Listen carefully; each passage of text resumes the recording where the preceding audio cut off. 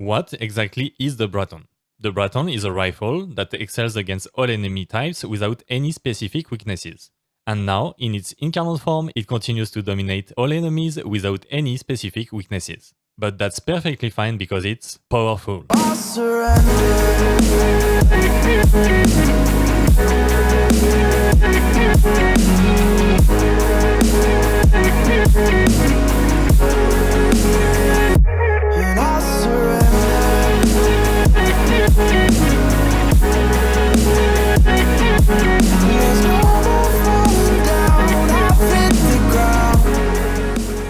The Braton Incarnon form quadruples the weapon's damage and adds a 3-meter area of effect, dealing pure hit damage. It also boasts significantly higher critical chance, critical multiplier, and status chance. However, its fire rate is reduced and the explosion damage falloff ranges from 100% to 90% from the central impact.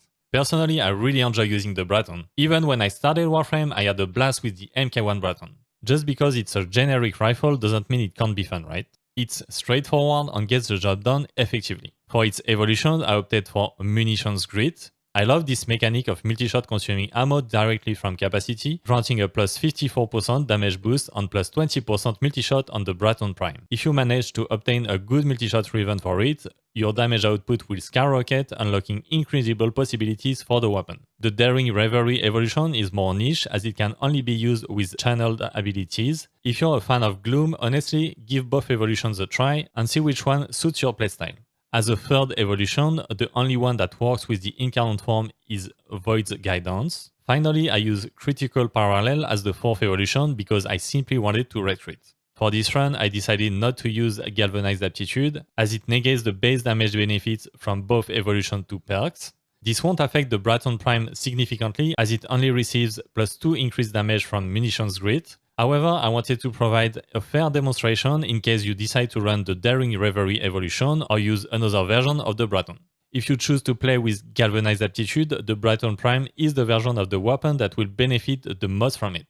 As a subsumed Helminth ability, I highly recommend Roar, considering the Braton's high slash values. I really don't like Zata's Whisper as it can be tricky to use with the Incarnon form's hit AoE. And for this run, I went with Eclipse as I wanted to demonstrate armor strip kills. However, Roar is excellent for clearing mobs as it significantly enhances your bleed damage.